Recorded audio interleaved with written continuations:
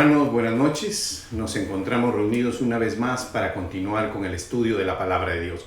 Pero en esta oportunidad vamos a iniciar un nuevo libro, el libro de Jueces. Pero antes de empezar el desarrollo y los detalles que vamos a estudiar esta noche, quiero invitarlos a que inclinemos nuestro rostro y presentemos una oración a nuestro Dios Todopoderoso para que sea Él, a través de su Espíritu Santo, que nos guíe en esta noche. Inclinemos nuestro rostro. Señor, te damos gracias esta noche por el conocimiento, la sabiduría que tú has proveído para todos nosotros. Te damos gracias, Señor, porque tú cada día nos vas dando la información, la revelación, la iluminación en tu palabra, Señor, para que nosotros podamos conocerte, para que nosotros, Señor, podamos crecer en lo que es el conocimiento de la palabra. Señor, ayúdanos a entender también este libro de Jueces y seas tú, a través de tu Espíritu Santo, guiándonos durante todo este movimiento, Señor. Te pido, Señor, en el precioso y maravilloso nombre de nuestro Señor Jesucristo. Amén y amén. Hermanos, amigos, buenas noches. En esta oportunidad vamos a desarrollar el libro de Jueces. En este libro, el día de hoy vamos a ubicar entre los capítulos 1 y 7. Como nosotros sabemos, el libro de Jueces es inmediatamente después de lo que terminaron de escribirse el libro de Josué, ¿no? Correlativamente en la palabra de Dios tenemos Josué y de ahí tenemos Jueces. Esta es una historia que empezó con la liberación del pueblo de Israel en Egipto.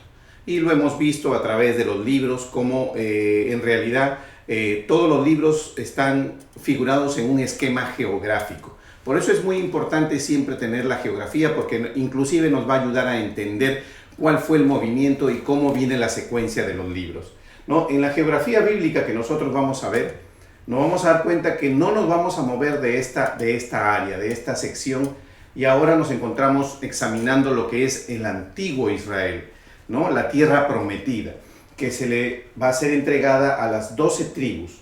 Como ya hemos visto, el pueblo de Israel, ¿no? Acampa antes del río de Jordán y inicia una primera repartición.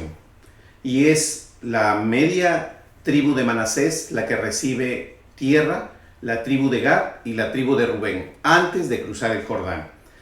Después, por indicación de Dios y conforme se fue desarrollando, y lo vimos en el libro de Josué, ellos cruzan el Jordán y comienzan con la conquista y la repartición de la tierra.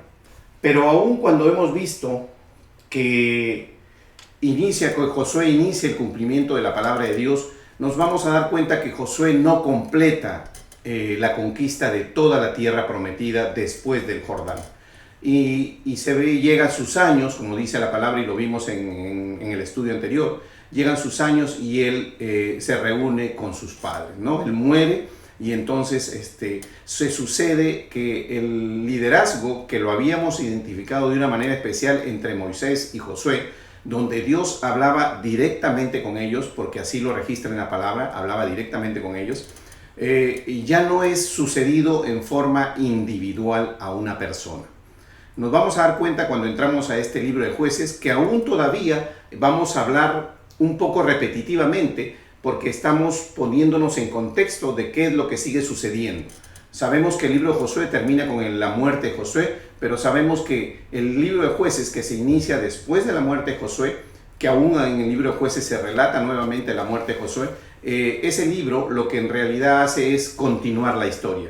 Y nos vamos a dar cuenta cómo los años han venido pasando, cómo a través de los años, cuando hablamos de los 40 años que han caminado en el desierto, ¿no?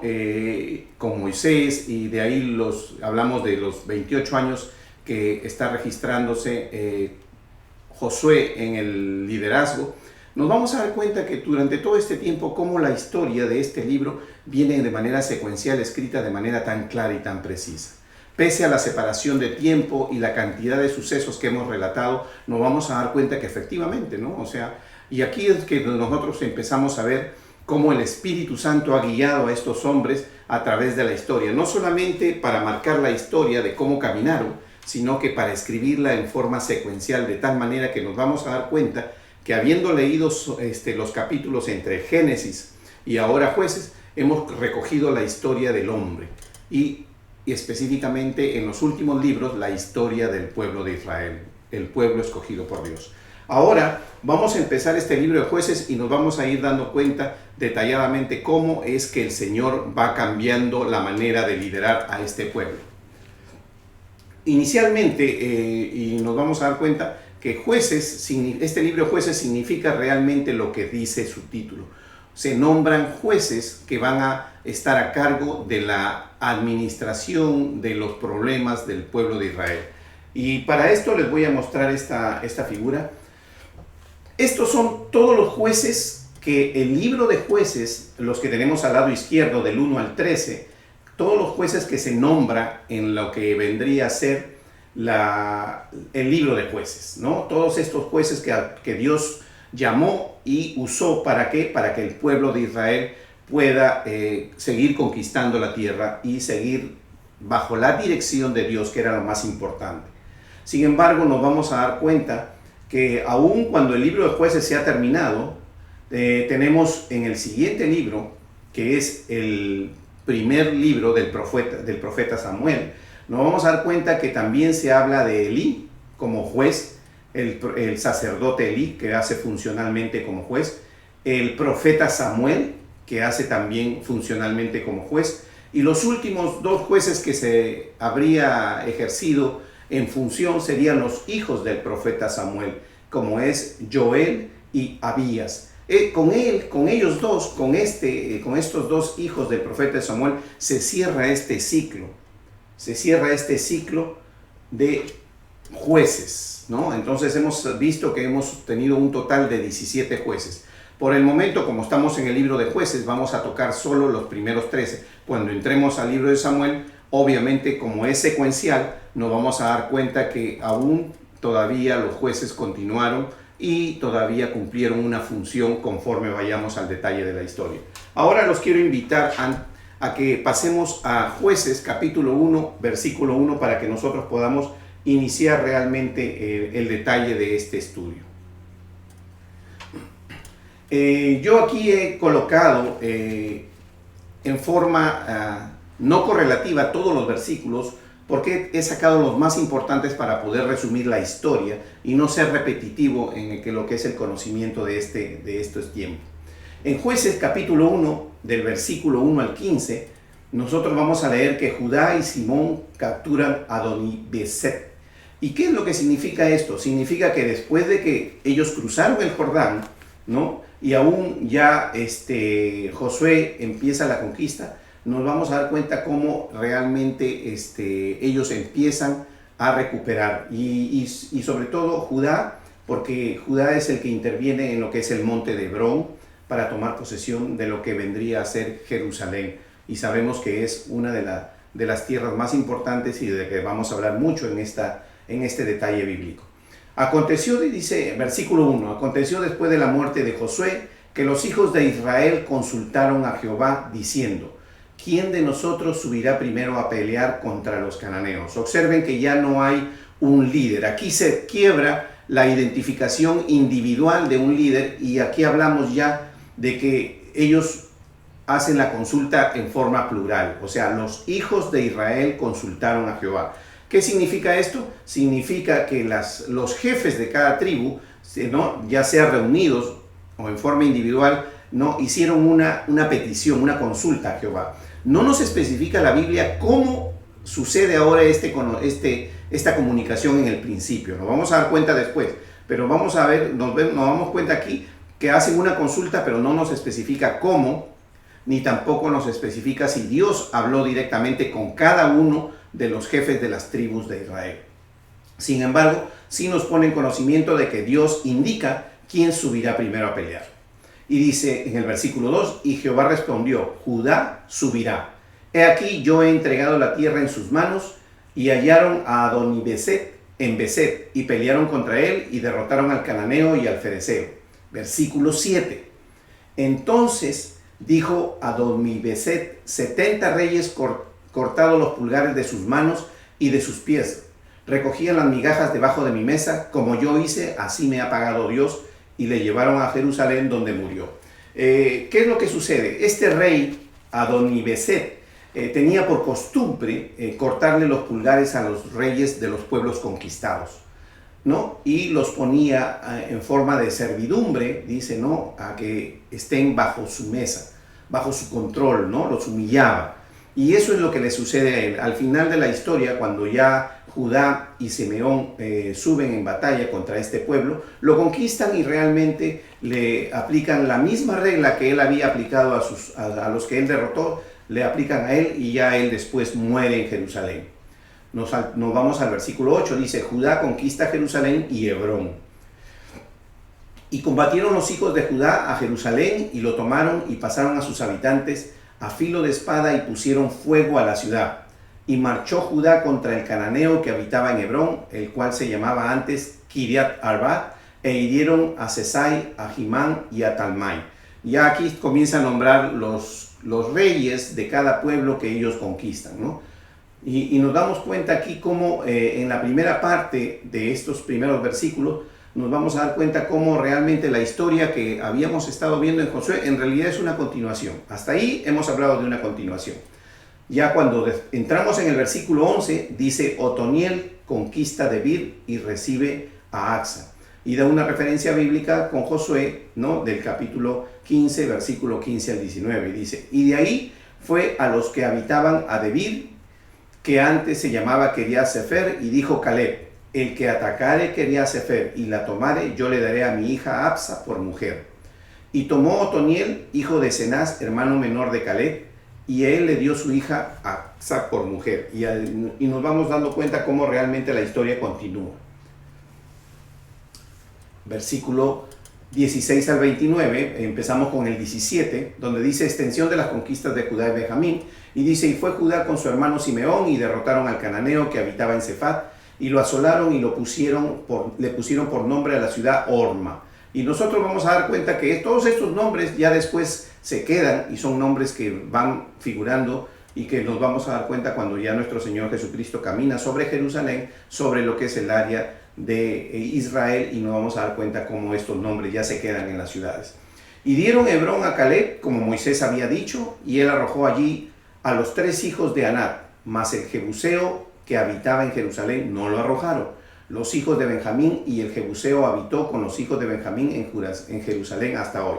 Observen ustedes cómo ellos no cumplen con realmente la palabra de Dios. Comenzamos a ver, porque en estas conquistas que estamos relatando comienza a pasar el tiempo y comenzamos a ver cómo el pueblo, ya no teniendo un líder que los dirija, sino siendo Dios directamente dirigiéndolos, aún siendo así, comienzan ellos a no cumplir el mandato de Dios de eliminar a todo el pueblo, ¿no? Que vivía en la ciudad prometida. Y entonces comienzan ellos a compartir, comienzan a llevar una vida común, que es lo que no quería el Señor, para evitar la contaminación y que ellos asuman todos estos dioses paganos que ellos tenían, estos cananeos. Pero sin embargo nos vamos dando cuenta ya del versículo 21 cómo comienza el pueblo de Israel a dejar de cumplir la palabra de Dios. Y dice, versículo 22, dice: José conquista Betel. Ya también la casa de José, cuando dice José, en realidad no se está refiriendo a José, sino a los descendientes de José, ¿no? La casa de José. La casa de José, ¿quién vendría a ser? Vendría a ser Manasés y Efraín. Dice: la casa de José subió contra Betel y Jehová estaba con ellos. Y la casa de José puso espías en Betel, la ciudad antes que se llamaba Luz. Y los que espiaban vieron un hombre que salía de la ciudad y le dijeron: muéstranos ahora la entrada de la ciudad y haremos contigo misericordia. Y él les mostró la entrada a la ciudad e hirieron a filo de espada, pero dejaron ir a aquel hombre con toda su familia. Y se fue el hombre a la tierra de los heteos y edificó una ciudad la cual llamó Luz, y este es su nombre hasta el día de hoy. Observen ustedes cómo esta pequeña historia que está entre el versículo 22 y 25 corresponde a la manera que ellos aprendieron a actuar. Respetaron las palabras, respetaron las personas que los ayudaron. Así vimos la historia de esta mujer Rahab, que ayuda a los espías. Igualmente, ya cuando Josué no está, los líderes aplican la misma metodología de conquista, envían espías y también son misericordiosos con estos espías. Versículo 27 dice: extensión de la conquista de Manasés y Efraín. Y tampoco Manasés arrojó a los Bexeán, dice, ni a los de sus aldeas, ni a los de Tanac y a sus aldeas, ni a los de Dor y en sus aldeas, Y comienza a suceder lo que les acabo de decir. Comienzan ellos realmente a quedarse y a compartir la tierra prometida, que era exclusivamente para ellos, con los que vendría a ser los cananeos, ¿no? Los de la tierra, los que habitaban en la tierra de Canaán, la tierra prometida. Y dice por ejemplo en el versículo 28, y es algo que se comienza a tomar como costumbre, que ellos instalan un pago tributario por vivir en esa tierra donde obviamente ellos tenían el poder y tenían también la economía. Nosotros nos vamos a dar cuenta que desde el momento en que ellos ponen un tributo sobre estos pueblos que se quedaron a convivir con ellos, es que ellos tenían el dominio, tenían el control, tenían el poder y la fuerza suficiente para poder arrojarlos de la tierra. Pero ellos decidieron llevar un acuerdo con ellos, porque iniciar un pago tributario y dejarlos que vivan ellos ahí era iniciar un acuerdo. Y eso era violar las disposiciones que Dios les había dado. Dios les dijo antes de que entraran a la tierra prometida que ellos deberían conquistar y eliminar a todo el pueblo por completo. Sin embargo, vemos y nos vamos dando cuenta cómo este pueblo comienza a desviarse. Ahora solo estamos hablando de que no cumple la palabra de Dios porque comenzó a dejar a los que habitaban esta tierra y impuso un pago tributario. Pero también nos vamos a dar cuenta cómo estos pueblos comienzan a influenciar a la vida del pueblo de Israel. Continuamos. Dice Jueces capítulo 1, vamos a irnos al versículo 30. Esta es la última parte del capítulo 1, dice, extensión de las conquistas y de las demás tribus. Tampoco Zabulón, dice, arrojó a los que habitaban a Quitrón. 31 dice, tampoco Aser arrojó a los que habitaban en Aco. Y moró Aser entre los cananeos. Tampoco Neftalí, ¿no? Y leemos igualmente en el 34, los amorreos acosaron a los hijos de Dan hasta el monte y no los dejaron descender. Pero cuando la casa de José cobró fuerzas, lo hizo tributario, y el límite del amorreo fue desde la subida de Acrabín, desde Sela hacia arriba. ¿Se dan cuenta cómo ustedes aquí nosotros observamos en la lectura de estos versículos que realmente ellos conquistaron las tierras, sin embargo no arrojaron a los pobladores de esa tierra por completo y les impusieron un pago tributario? Nosotros vamos a leer todo eso entre el versículo 30 del capítulo 1 y el 36. Nos vamos a dar cuenta cómo el pueblo, donde Dios no les había pedido que hagan un acuerdo y menos que impongan un pago tributario, ellos comienzan a violar y a irse ya de lo que es el cumplimiento y el seguimiento de la obra de Dios. Ahora vamos a pasar al capítulo 5. Por eso que nosotros nos vamos a ir dando cuenta en todo momento cómo realmente este pueblo comienza a desviarse. Y así es el hombre. El hombre es así.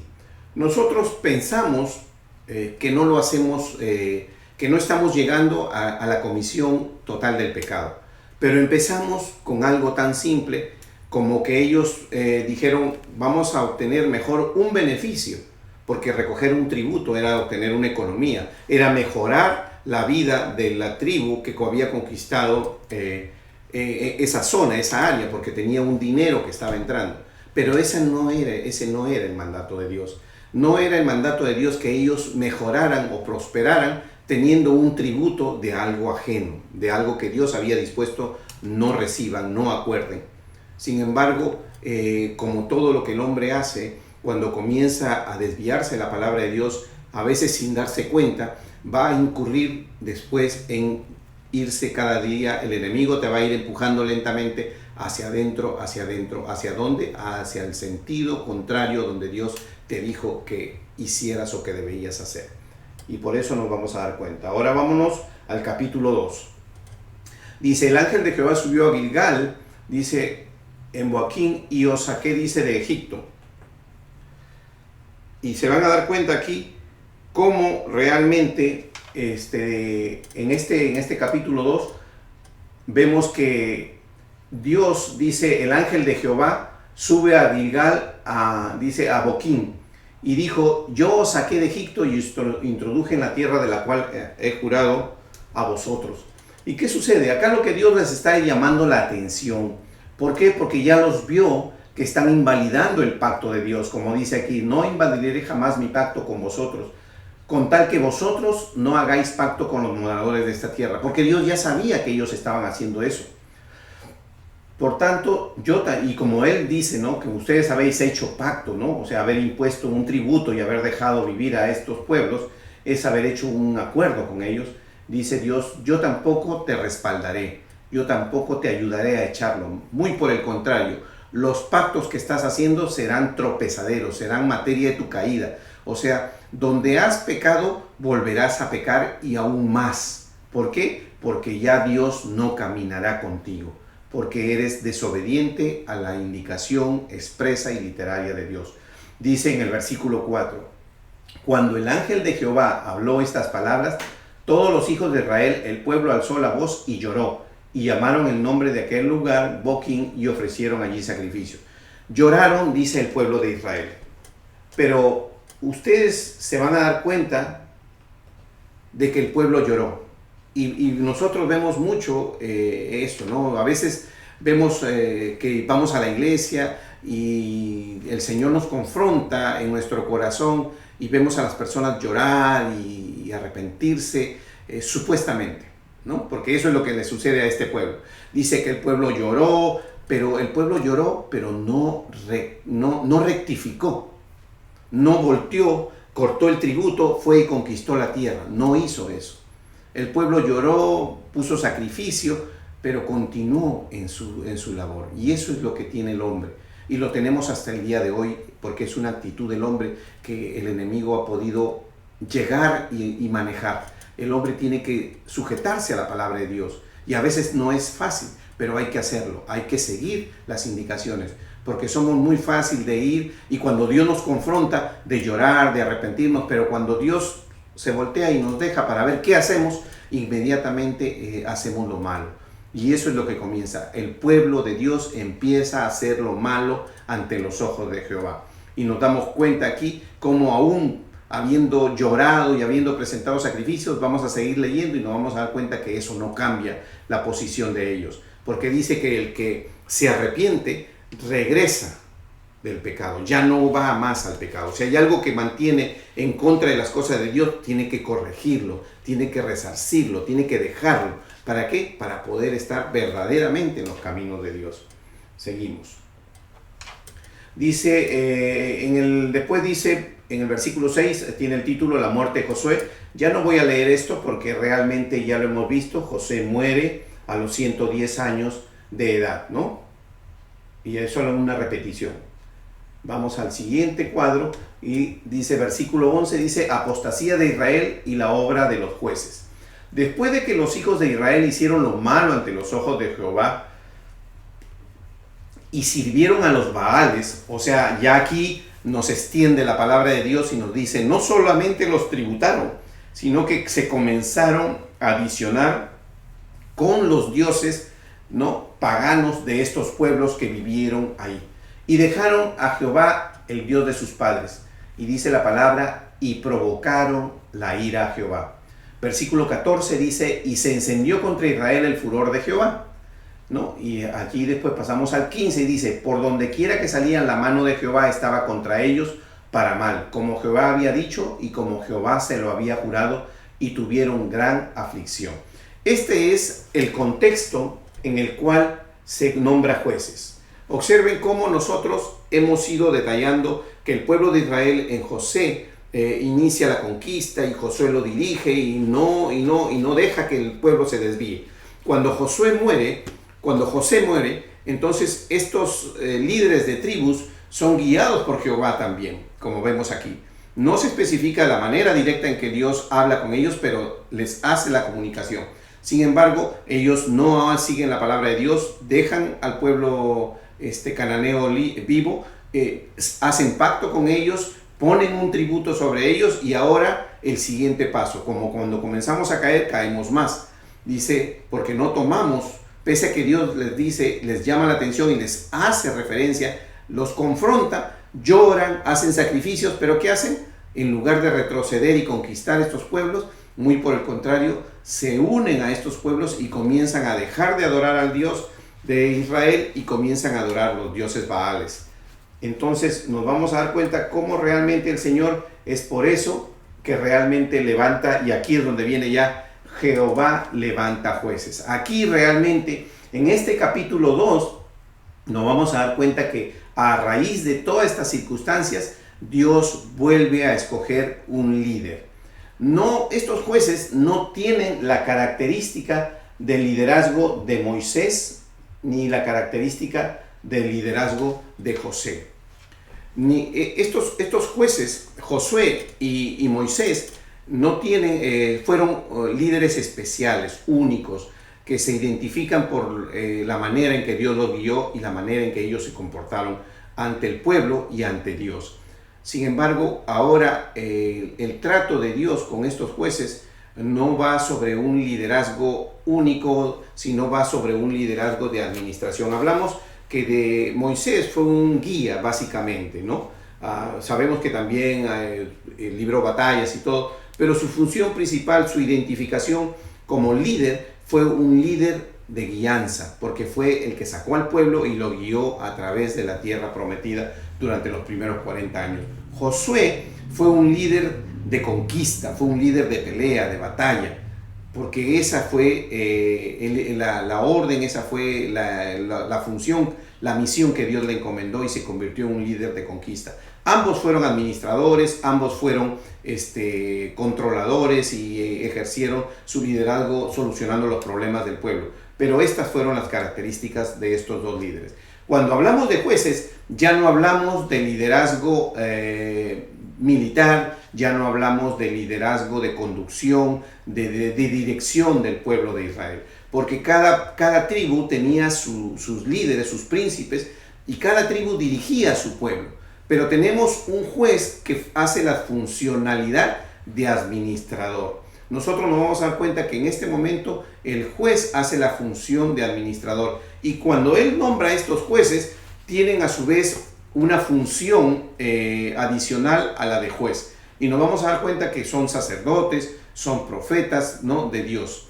Y como sabemos, los profetas, los sacerdotes, esa era su función principal. Pero a su vez ejercían funcionalmente como jueces, como orientadores, como hombres que llevaban la palabra de Dios para que los pueblos, las tribus de Israel cumplieran lo que Dios manda. Y vamos a ir al detalle de esto. Versículo 16 dice: y Jehová levantó jueces que los librasen de la mano de los que despojaban.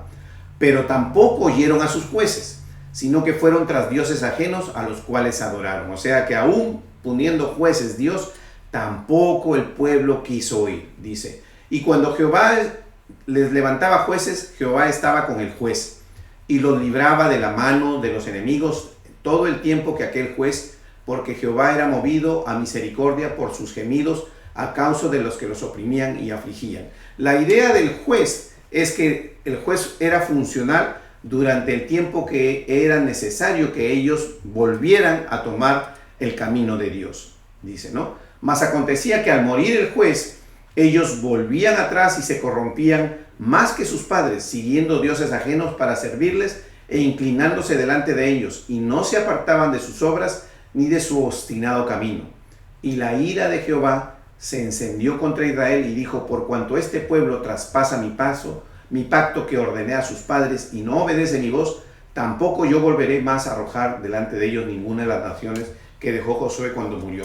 Y observen, porque lo que está escrito aquí entre este versículo 16 y el versículo 21 es básicamente la función de todos los jueces. Todos los jueces, aquí se está dando un resumen de lo que van a haber hecho todos los jueces. Sabemos que hay jueces que son renombrados en la historia, pero nos vamos a dar cuenta que esta era la funcionalidad de los jueces, y que los jueces estaban durante un tiempo, ¿no? Y cuando ellos morían, el pueblo regresaba nuevamente. Y nos vamos a dar cuenta también cómo el Señor, pese a ello, comienza a nuevamente a reponer para evitar que esto siga cayendo más. Y vamos a ir ahora al capítulo 3. Y dice, naciones que fueron dejadas para probar a Israel. Entonces también aquí vamos a ver en el capítulo 3 que hubo ciertas naciones que fueron dejadas, pese a que hubo jueces que los orientaron a conquistar, que no, para ver si cuando ya no había jueces, el pueblo iba a actuar correctamente y iba a seguir conquistando estas tierras y iba no asociarse con los dioses baales y no asociar sus hijos con las hijas o las hijas con los hijos de los baales del pueblo cananeo. Entonces, aún así, Dios deja a estas naciones y la vemos entre el versículo 1 y 6, ¿no? Ustedes pueden leer ahí se dan los nombres de las diferentes ciudades o pueblos, y nos vamos a dar cuenta que efectivamente ellos aún así, ellos continúan. O sea, solamente durante la presencia del juez es que el pueblo volvía a lo que era el cumplimiento de la palabra de Dios, pero apenas el juez dejaba de existir, entonces inmediatamente pasaba que el pueblo regresaba. Y dice, ¿no? En el versículo 7 del capítulo 3 dice, Otoniel liberta a Israel, y aquí tenemos el primer juez que va nombrando el Señor, dice, ¿no? Y dice, pues los hijos de Israel hicieron lo malo ante los ojos y olvidaron a Jehová Dios y sirvieron a Baales y a imágenes de acera. Y nos vamos a dar cuenta cómo este juez, dice, ¿no? Ayuda a este pueblo a retomar nuevamente el camino de Dios, y el Señor entrega estos pueblos que con este juez ellos conquistan, y dice, y la tierra reposó 40 años. O sea, este juez duró 40 años, ¿no? Administrando lo que es la tierra, administrando al pueblo para que no se desviara. Y nos vamos a dar cuenta cómo este juez que le dio 40 años de reposo a la tierra hasta que él murió. Y cuando seguimos leyendo, nos vamos a dar cuenta que en el versículo 12 dice, y volvieron los hijos de Israel a hacer lo malo ante los ojos de Jehová. Y Jehová volvió, ¿no? Entonces, ¿qué es lo que significa? Significa que a la muerte de cada juez no se nombraba inmediatamente otro juez, porque el juez era un suplemento nada más para que pueda ayudar al pueblo a que ya no se desoriente de lo que es el camino de Dios. Sin embargo, pese a que ya el juez no estaba, ellos volvían, o sea, volvía a pasar un tiempo y ellos volvían a hacer lo malo ante los ojos de Jehová, como leemos en este versículo 12.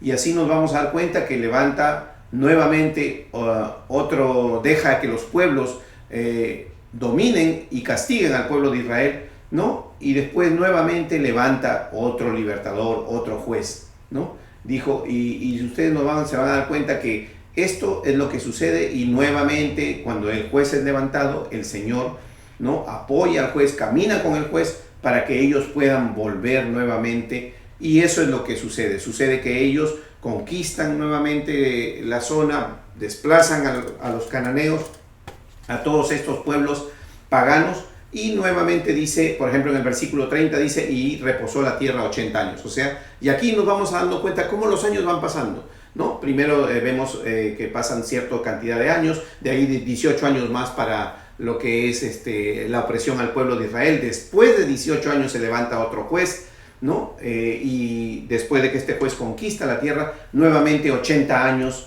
de reposo. Y se levanta otro juez. ¿Por qué? Porque cuando este juez ya no está, nuevamente comienzan a hacer lo malo ante los ojos de Jehová. Tenemos una historia que es muy conocida, ¿no? Para muchos de los cristianos. Sangar liberta a Israel de los filisteos, y dice en el versículo 31, tenemos que dice que Sangar, hijo de Anat, mató a 600 hombres de los filisteos con una guijada de bueyes, y él también salvó a Israel. O sea, fue parte de este proceso de salvar a Israel, de continuar en lo indebido.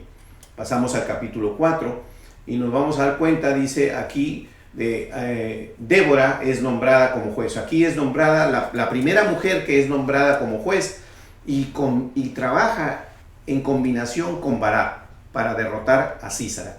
Hemos escuchado mucho sobre Débora. Sabemos y conocemos que respecto a Débora existen muchas interpretaciones, existen muchas maneras de presentar a Débora. Pero hoy vamos a presentar a Débora tal cual dice en la palabra. Porque muchos muchos líderes o muchas mujeres líderes han usado a Débora para distorsionar la historia y presentarla de una manera diferente. Débora es identificada como una profetisa, ¿no? La identificación de una profetisa, cuando nosotros hablamos de un profeta, sabemos que los profetas no vivían conectados con lo que es la política, conectados con los reyes, conectados eran hombres alejados, apartados, que recibían las indicaciones de Dios y las comunicaban. Eso era el profeta. El profeta es por eso que se especifica aquí en Débora que era una profetisa. Entonces, para evaluar a Débora hay que conocer cuál es la funcionalidad de un profeta. La funcionalidad de un profeta es comunicar la palabra de Dios que llega a él, no directamente de Dios.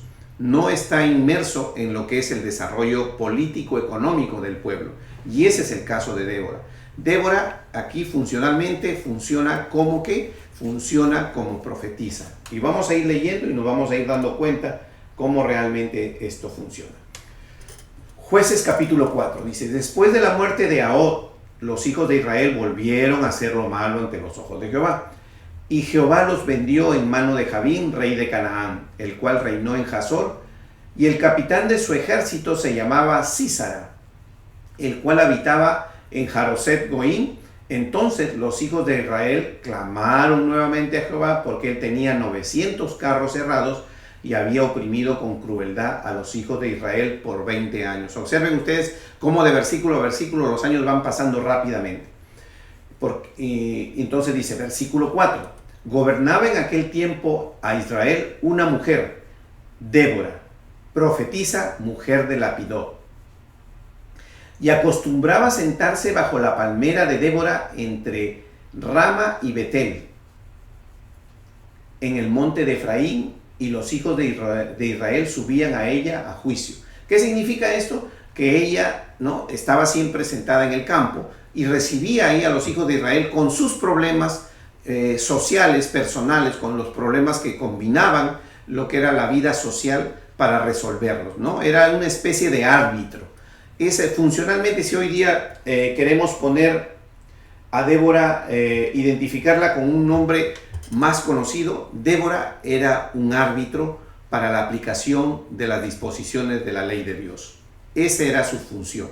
Por eso que ustedes no ven que ella, ni ningún juez ejercía un palacio o ejercía una casa especial como identificación de un fortín o un cuartel donde el juez se colocaba. No, ellos se continuaban con su vida formal, su vida normal, que era la que Dios había destinado para cada uno de ellos, pero funcionalmente servían como árbitros para la solución de los problemas que había entre los mismos congregantes del pueblo de Israel, contra los mismos miembros del pueblo de Israel.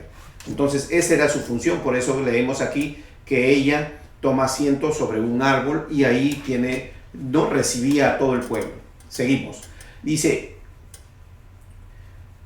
versículo 6, y ella envió a llamar a Barak, hijo de Abinoam, de Sedes de Neftalí, y le dijo, ¿no te ha mandado Jehová, Dios de Israel, diciendo, ve, junta a tu gente y en el monte de Tabor, y toma contigo 10,000 hombres de la tribu de Neftalí y de la tribu de Zabulón, y yo atraeré hacia ti al arroyo de Sisón a Sísara, capitán del ejército de Jabín, con sus carros y su ejército, y lo entregaré en tus manos. Acá nosotros leemos que ella le está diciendo a este general, a este militar, Barak, ¿no?, que tenía a cargo la administración, le está diciendo, en este momento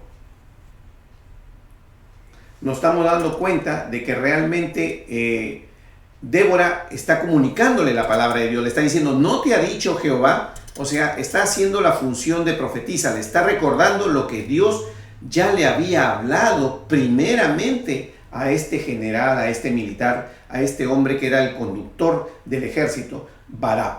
Entonces le comienza a recordar como lo que hace Dios. Usa a Débora para recordarle la palabra que ya fue dada primero a Barak. Y versículo 8 dice, Barak le responde, Barak le respondió, si tú fueres conmigo, yo iré, pero si no fueres conmigo, no iré. Ella dijo, iré contigo, mas no será tu gloria de la jornada que emprendes, porque en mano de mujer venderá Jehová a Sísara. ¿Qué significa este versículo 8 y 9? Quiero que lo volvamos a leer y le tomamos atención porque a veces no comprendemos bien y malinterpretamos. He escuchado mucho sobre esto y muchos dicen se lo entregó a Débora y no es así. Dice versículo 8, Barak le respondió, si tú fueres conmigo, yo iré. O sea, él estaba siendo reacio a cumplir la orden que Dios ya le había dado directamente a él. Pero como sabía que Dios hablaba con la profetisa, él se sentía como que la presencia de Dios estaba con él si la profeta iba con él. No se está refiriendo a la mujer, básicamente, que validaba las cosas por ser ella la líder, ¿no? Por ser ella la profetisa. Dice, si tú fueres conmigo, yo iré, pero si no fueres conmigo, no iré. O sea, como que Dios va si vas tú conmigo. Algo así le está diciendo. Ella dijo, iré contigo, mas no será tuya la gloria de la jornada que emprendes, porque en mano de mujer venderá Jehová a Sísara. ¿Qué significa? Que una mujer es la que va al final matar a Sísara. Y nos vamos a dar cuenta cuando vamos a continuar con la historia, que no es Débora la que actúa, sino una tercera persona, que es una mujer que va a entrar, y lo vamos a leer y lo vamos a especificar. Y eso es lo que quiero que tomen en cuenta. A la mujer que se está refiriendo es a una tercera persona, no es ni Débora ni Barak, es una tercera persona.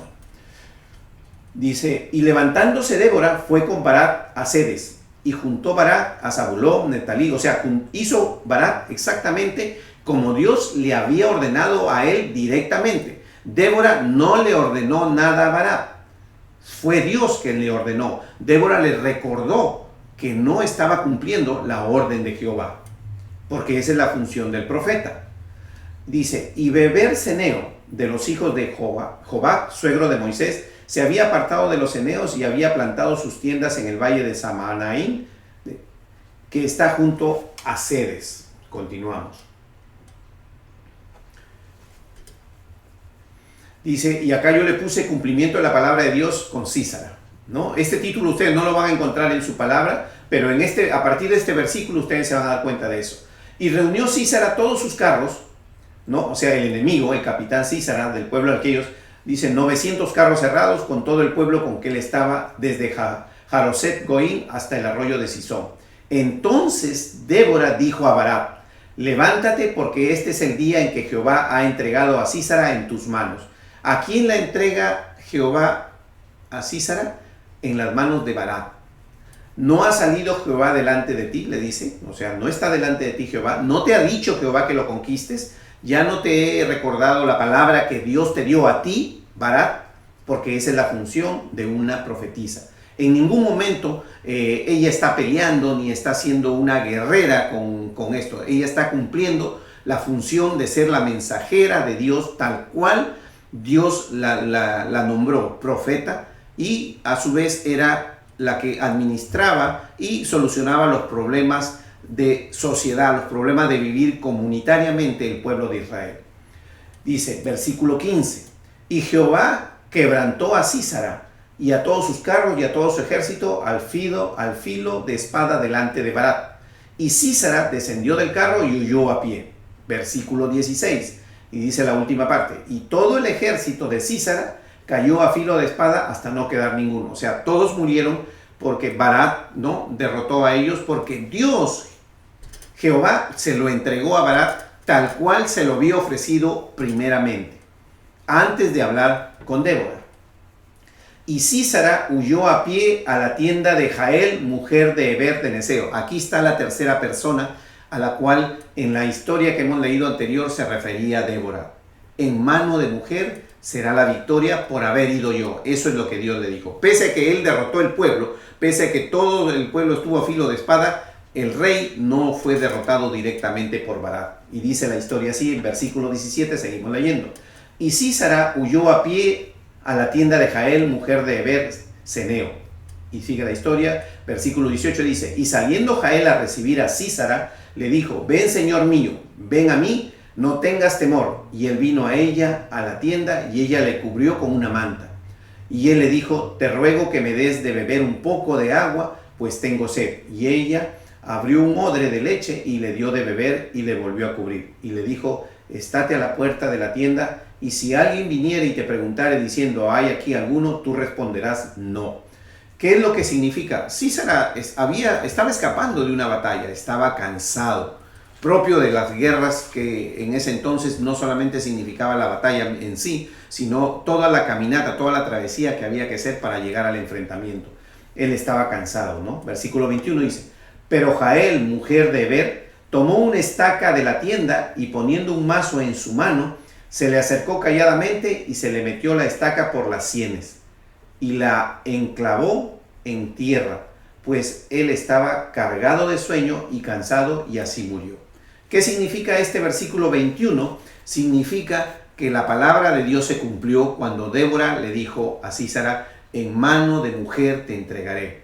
En ningún momento nosotros vemos a Débora que esté peleando por lo que Dios ha mandado hacer a Barak. Es Barak el hombre que pelea, no es Débora la guerrera. Débora es la profetisa. Hemos modificado la historia, hemos dado cuenta cómo la historia ha sido distorsionada. No es en manos de Débora que entrega a Sísara, es en manos de la mujer Jael de Heber. Por eso es que cuando él dice, si voy yo, será entregado en mano de mujer la victoria de Sísara, y especifica Sísara. Y Barak cumple la función, cumple con lo que Dios le mandó. Barak en ningún momento, cuando él va a la pelea, cuando él va a la batalla, desde que inicia la historia de Débora, porque esta es la única parte en que vamos a ver la historia de Débora y después de esto no tenemos más registro de la historia de Débora. Cuando hablamos de la historia de Débora, hablamos empezando que Débora empieza recordándole a Barak lo que Dios ya le dijo a Barak, porque esa es la función del profeta, cuando viene a recordarle o viene a comunicarle palabra de Dios. Entonces empieza recordándole lo que Dios ya le dijo a Barak. Después nos vamos a dar cuenta que cuando él hace un requerimiento, ella le comunica a él algo que prácticamente Dios le dijo, porque ¿quién podría saber cómo va a terminar la batalla? Solo Dios. Entonces la profetisa le dice, en mano de mujer será entregada la victoria. No es en manos de Débora, porque Débora no es funcionalmente un soldado, no es funcionalmente, sino es un profeta, es una profetisa, ¿no? Como es profeta, su función es llevar la palabra de Dios, y le comunica que en manos de una mujer. Y efectivamente, cuando entramos a la historia, nos damos cuenta que efectivamente esta mujer, ¿no? Jael, es la que realmente toma la vida de Sísara, de este capitán, y así se cumple lo que Dios le había dicho. Y también leemos en la historia que efectivamente es Barak el que pone a filo de espada a todos. En ningún momento dice la historia, y Débora y Barak, o Barak y Débora, pelearon y a filo de espada vencieron al pueblo. No, porque no era soldado. Su función era llevar la palabra de Dios. Por eso es que es importante leer la palabra y entender el contexto y los textos. Cuando sabemos que los jueces son administradores del pueblo, no ejercían un mandato autoritario como lo hizo Moisés y Josué, sino que eran administradores para solucionar los problemas que ellos tenían. Más o menos podríamos decir que cuando Moisés empezó su liderazgo, para hacer una comparación, podríamos decir que cuando Moisés empezó su liderazgo, recuerdan ustedes que Moisés tiene que nombrar 70 ancianos para que lo ayuden a administrar al pueblo, porque era mucho pueblo y él no podía solo. Esto es, si yo tengo que hacer una comparación de un juez vendría a ser igual que estos 70 ancianos que administraban. La diferencia es que en este momento estos jueces administraban todo porque ya no había un Moisés, entonces tenían que resolver todos los problemas, porque eso era funcionalmente. Ya no se le cargó con lo que era ser jueces, ser administradores, porque la parte política o militar, que podríamos decir, de cada tribu tenía un príncipe o un jefe en cada una de ellos, ¿no? Y aquí nos vamos dando cuenta cuando se habla de estas tribus que tienen a Barak como el líder militar, ¿no? Como el líder político militar de esos pueblos, y que sube en combate. Por eso aquí nos vemos que Dios funcionalmente dividió. Lo que antes era un solo hombre como Moisés y Josué, fue dividido entre un profeta y un general, ¿no? O un administrador del pueblo por cada tribu, un príncipe, como ellos llaman. Versículo 22. Y siguiendo Barak a Sísara, Jael salió a recibirlo y le dijo, ven y te mostraré al varón que tú buscas. Y él entró donde ella estaba, y aquí Sísara yacía muerto con la estaca por la sien. ¿No? Se cumple la palabra que Dios. Por eso yo le puse aquí, dice Jueces capítulo 4, 12 al 24, cumplimiento de la palabra de Dios para Sísara. ¿No? Así abatió Dios aquel día a Jabín, rey de Canaán, delante de los hijos de Israel, y la mano de los hijos de Israel fue endureciéndose más contra Jabín, rey de Canaán, hasta que los destruyeron. Y así es como nosotros vemos que realmente este capítulo cuarto, que relata la historia de lo que es Débora, esto es lo único. Después de esto vamos a entrar al capítulo 5, donde hay un cántico de Débora. No es un relato, sino un cántico, y está especificado.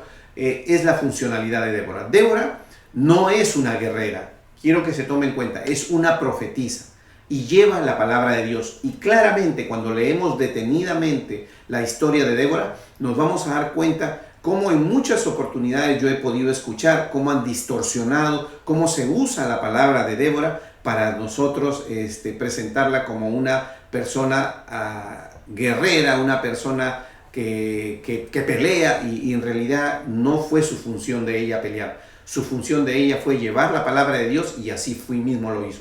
Su función de ella fue ayudar en la administración, en la solución de problemas al pueblo de Israel, y así mismo lo hizo. Esa fue la función de Débora, y está escrito en la palabra.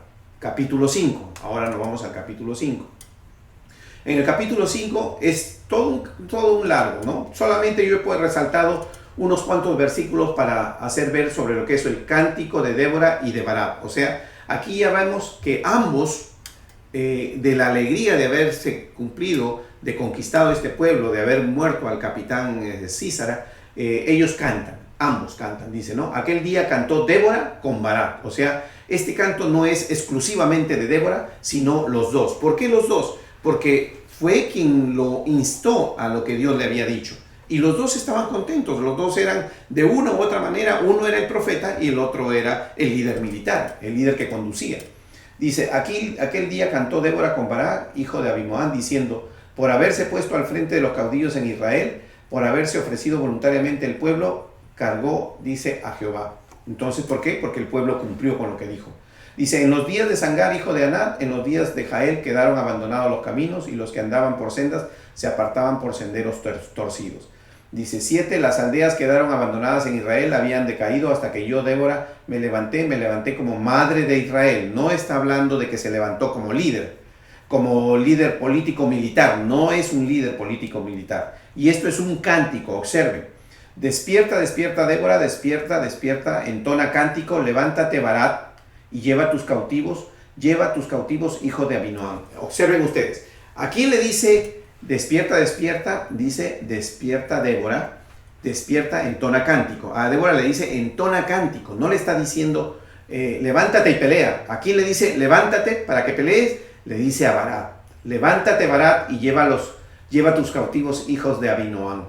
¿Por qué? Porque esa era la función, y ustedes lo ven en este cántico, cómo se determina la función directamente, lo que es un profeta y lo que es un hombre de liderazgo de batalla, ¿no? Bendita sea entre las mujeres Jael, la tercera mujer, mujer de Heber, Ceneo, sobre las mujeres bendita sea en la tienda. ¿Por qué? Porque es la tercera, es la mujer que Dios entregó la vida de Sísara, es la mujer que lo mata. Así perezcan todos tus enemigos, oh Jehová, mas los que te aman sean como el sol cuando sale en su fuerza. Y este cántico tiene muchos versículos y usted lo puede leer, pero yo resalté ¿no? O sea, el número 7, el número 12, el número 24 nos permite a nosotros ver la funcionalidad de lo que era Débora y la funcionalidad de lo que era Barak. A Débora no le dice levántate, pelea. Le dice, despierta, Débora, despierta, y entona el cántico, o sea, canta una canción. A Barak le dice, levántate, porque él es el guerrero, no Débora. Dice, y la tierra reposó por 40 años. Entonces, después de haberse hecho esto en conjunto, ellos, la tierra reposó por 40 años y ellos pudieron seguir adelante.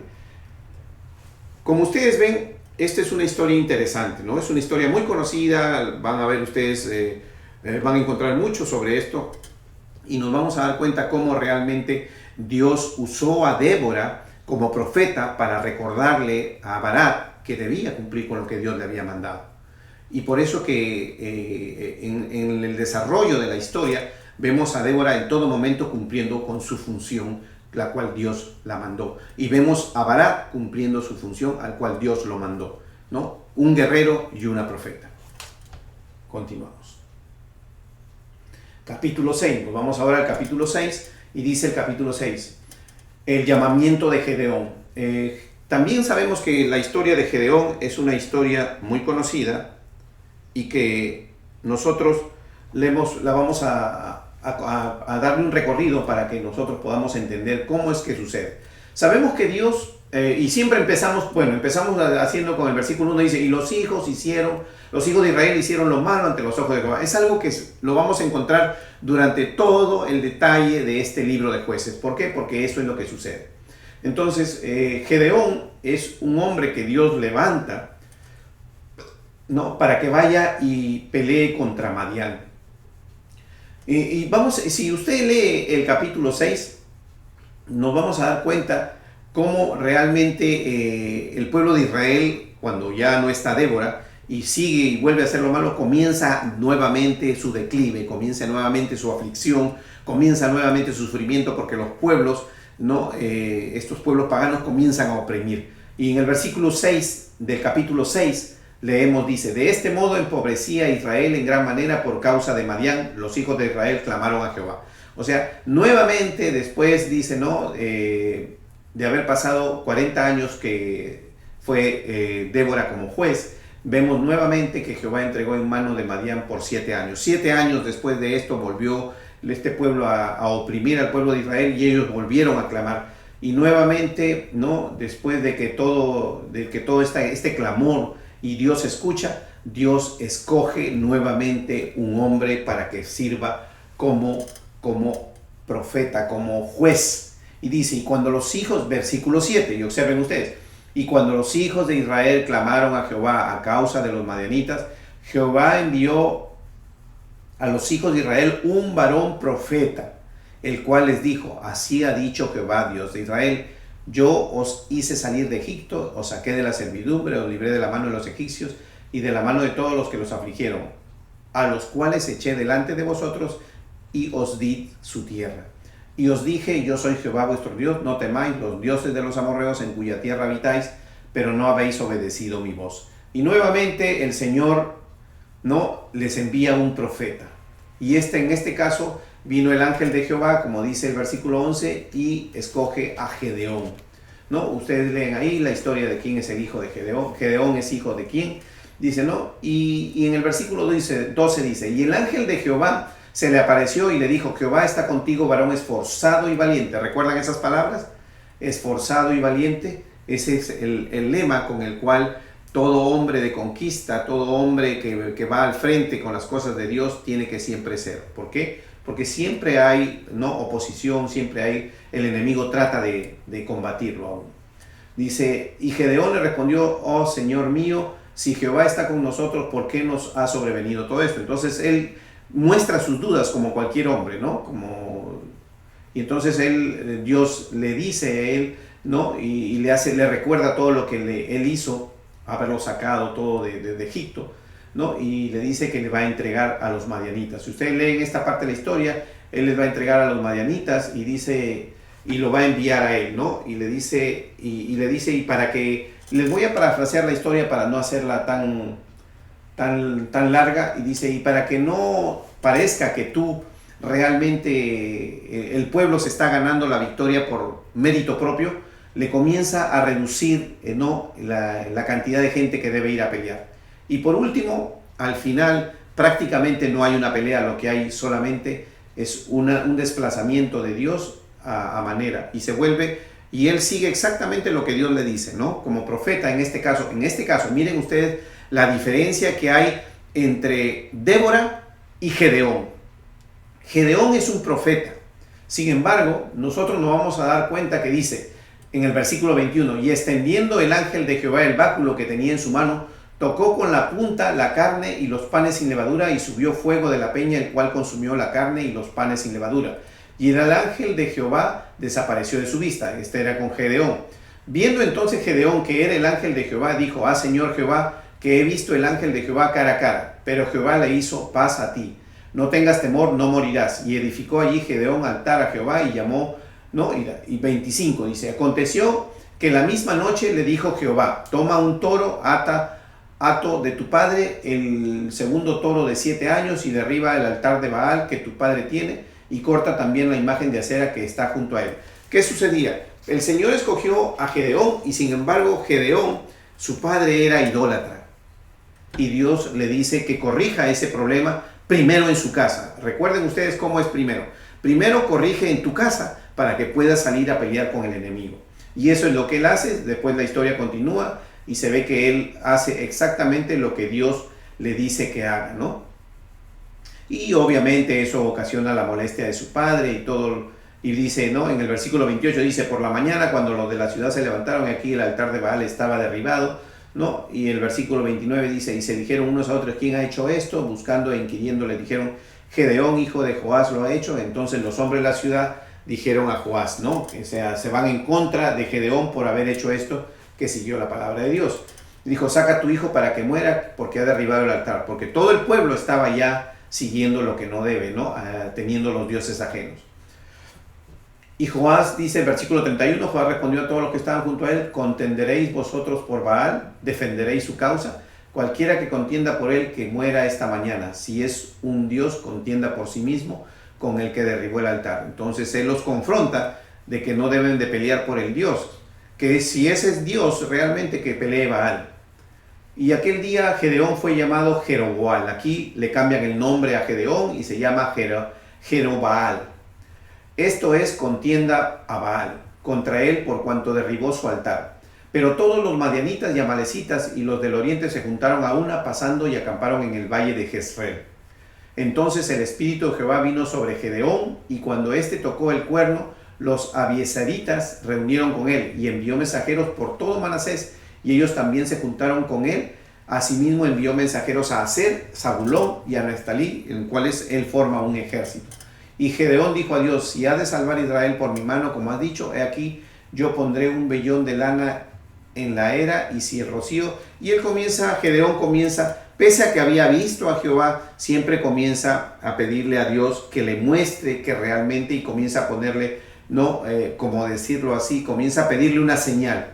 Y esto es lo que sucede en esta descripción entre el 36 y el versículo 40, son las señales que él usa, ¿no? Y Dios cumple con los requerimientos de Gedeón en cuanto a las señales, y Gedeón obviamente termina por diciendo sí es realmente, ¿no? Dice, levantándose, por ejemplo, en el capítulo 7 ya, dice: levantándose pues de mañana, Jerobaal, el cual es Gedeón, y todo el pueblo que estaba con él, acamparon junto al fuente de Aró, y tenía el campamento de los madianitas al norte, más allá del collado del More en el valle. Y Jehová dijo a Gedeón: el pueblo que está contigo es mucho para que yo entregue a los madianitas en su mano. No sea que se alabe Israel contra mí, diciendo: mi mano me ha salvado. Y aquí es donde viene no, y diciéndole a Gedeón: no vas a pelear, tú no vas a subir con el pueblo, porque son muchos soldados, y van a pensar que es por sus fuerzas. Y Dios se asegura que no sea eso, que el pueblo vea que no es por sus fuerzas, y comienza a darle una serie de instrucciones que, si ustedes las pueden ver y leer, es tal cual está escrito, es algo literal, no es algo que hay que explicar o interpretar. Ustedes leen y Dios le va dando señales de quién hace esto o quién hace lo otro, debe ser mandado de regreso y te quedarás con estos o con los otros, sobre cómo toman el agua y todo esto. Y al final nos vamos a dar cuenta cuando llegamos al versículo 6, que dice: y fue el número de los que lamieron llevando el agua con mano a su boca 300 hombres, y todo el resto del pueblo se dobló sobre sus rodillas para beber las aguas. Entonces Jehová dijo a Gedeón: con estos 300 hombres que lamieron el agua, os salvaré y entregaré a los madianitas en tus manos, y váyase todo lo demás gente cada uno a su lugar. Y habiendo tomado provisiones para el pueblo y sus trompetas, envió a todos los israelitas, dice, no, cada uno a su tienda, y retuvo aquellos 300 hombres, y tenía el campamento de Madián abajo en el valle. Seguimos. Y aconteció que aquella noche Jehová dijo: levántate y desciende al campamento, porque yo lo he entregado en tus manos. Observen ustedes cómo sucedió con Débora, en la historia de Débora, y observen cómo sucedió con Gedeón. Gedeón es un profeta, pero es hombre, es el liderazgo. Por eso es que Dios siempre dice que el hombre es la cabeza de la mujer. Dios, Jesucristo, es la cabeza del hombre y Dios es la cabeza de todos, ¿no? En ese orden nos vamos a dar cuenta cómo a este profeta sí le entrega el liderazgo y le dice, no le dice como a Débora, que lo llama a Barak y le comunica que Dios ya le entregó a Barak, le ha dicho, como te ha dicho Dios, así debes hacer. Le recuerda la palabra. No, en este caso dice en el versículo 9, a Gedeón dice claramente, dice, siendo profeta también, aconteció que aquella noche Jehová le dijo, levántate y desciende al campamento, porque yo lo he entregado en tus manos. O sea, en este caso, este profeta sí es un luchador, sí es el hombre que está dirigiendo militarmente esto. Pero, ¿está dirigiendo militarmente realmente Gedeón? No, porque vamos a darnos cuenta de la lectura que hemos visto, que es Dios el que le da la estrategia, le da la técnica y la táctica militar para que pueda conquistar. Y lo vamos a seguir viendo. Dice, y si tienes temor de descender, baja tú con Fura, tu criado, al campamento, y oirás lo que hablan. Y entonces tus manos se esforzarán y descenderás al campamento. Dice, y él descendió con Fura, su criado, hasta los puestos avanzados de la gente armada que estaba en el campamento. 12, y los madianitas, los amalecitas y los hijos del oriente estaban tendidos en el valle como langostas en multitud, y sus camellos eran innumerables, como la arena que está en la ribera del mar en multitud. Cuando llegó Gedeón, he aquí que un hombre estaba contando a su compañero un sueño, diciendo, he aquí yo soñé un sueño, veía un pan de cebada que rodaba hasta el campamento de Madián, y llegó a la tienda y lo golpeó, de tal manera que cayó, y lo trastornó de arriba a abajo, y la tienda cayó. Y su compañero respondió y dijo, esto no es otra cosa sino la espada de Gedeón, hijo de Joás, varón de Israel. Dios ha entregado en sus manos a los madianitas con todo el campamento. Entonces, cuando Gedeón oyó el relato del sueño y su interpretación, adoró, y vuelto al campamento de Israel, dijo, levantaos, porque Jehová ha entregado el campamento de Madián en vuestras manos. Y repartiendo los 300 hombres en 3 escuadrones, dio a todos ellos trompetas en sus manos y cántaros vacíos con teas ardiendo dentro de los cántaros. Y le dijo, miradme a mí y haced como yo hago. He aquí que cuando yo llegue al extremo del campamento, haréis vosotros como yo hago. Observen ustedes cómo aquí, pese a que le entrega en las manos a estos madianitas, lo que se nota no es armamento, sino se habla bien claro de que estos tienen cántaros y trompetas. Versículo 18 dice, yo tocaré la trompeta y todos los que estarán conmigo y vosotros tocaréis entonces las trompetas alrededor de todo el campamento y diréis, por Jehová y por Gedeón. Llegaron pues Gedeón a los 100 hombres que llevaba consigo y al extremo del campamento al principio de la guardia de la medianoche, cuando acababan de redonar los centinelas y tocaron las trompetas y quebrantaron los cántaros que llevaban en sus manos. Y los 3 escuadrones tocaron las trompetas y quebraron los cántaros, tomaron en la mano izquierda las teas y en la derecha las trompetas, y gritaron por la espada de Jehová y Gedeón, y se estuvieron firmes, cada uno en su puesto en derredor del campamento. Entonces todo el ejército echó a correr dando gritos y huyendo. Observen ustedes cómo realmente la manera en que ellos pelean no es la manera de una pelea ordinaria, de una pelea común, sino que Dios le indica lo que debe hacer, porque es Dios el que pelea la batalla por nosotros, ¿no? Y él siendo un profeta, no siendo un militar, no siendo como Barak, ¿no? Un hombre de guerra, un líder, entonces Dios es el que le diseña completamente. En Barak nosotros leemos que Dios le dijo que vaya y que lleve los hombres que Dios le había dicho, pero toda la estrategia de pelea no se la da a Barak, porque Barak es un militar. Entonces él usa la estrategia y en fe y en confianza que Dios está con él destruye al enemigo a filo de espada. Pero en este caso no. En este caso Dios le especifica detalladamente a Gedeón qué es lo que debe hacer.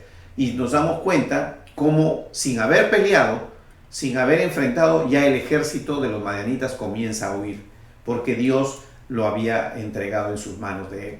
Y el ejército, dice, huyó hasta Bexita en dirección de Serera y hasta la frontera de Abel Mejola en Tabat. Y juntándose los de Israel, de Neftalí, de Aser y de todo Manasés, siguieron a los madianitas. Y después de que ellos están huyendo, es que ellos van detrás.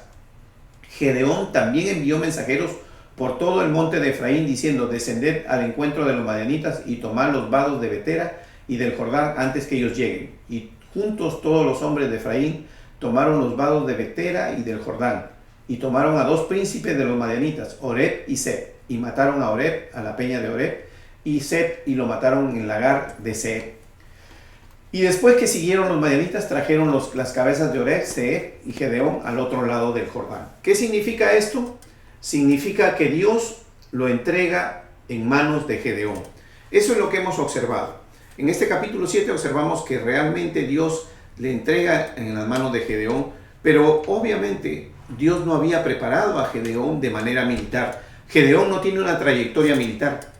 Entonces es Dios quien lo dirige a Gedeón y le dice qué paso seguir paso a paso. Y es ahí donde nosotros nos damos cuenta cómo es el Señor el que pelea la batalla por nosotros.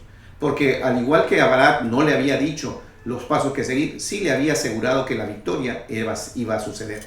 Y le dijo para que él sepa, porque él dice, cuando le dice a Débora, debe seguirme, y él dice, en manos de mujer entregará a Sísara. ¿Por qué? Porque realmente el Señor lo que quería era que sepa Barak que realmente era Dios el que estaba dirigiendo. Y como ustedes ven, el final de la batalla ya lo conocía Dios. Ya Dios había dispuesto de que esta mujer, Jael, sea quien elimine a este capitán Sísara.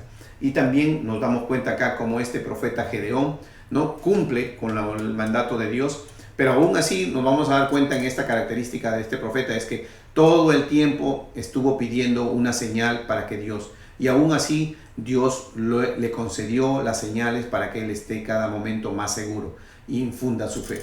Por eso es que Dios se manifiesta en nuestras vidas. Dios diariamente nos da a nosotros esa confortación, esa manera de poder nosotros creer en Él, porque vemos su gloria en cada cosa que nosotros hacemos. Bueno, hermanos, en este día hemos dado por concluido estos 7 capítulos de lo que es el libro de Jueces. Los invito a que me acompañen el próximo martes a las 8:30 de la noche para que continuemos con este hermoso estudio del libro de Jueces. Dios los bendiga. Escucha, Israel, tu pueblo, mi Señor. Tú que nos diste la vida, nos diste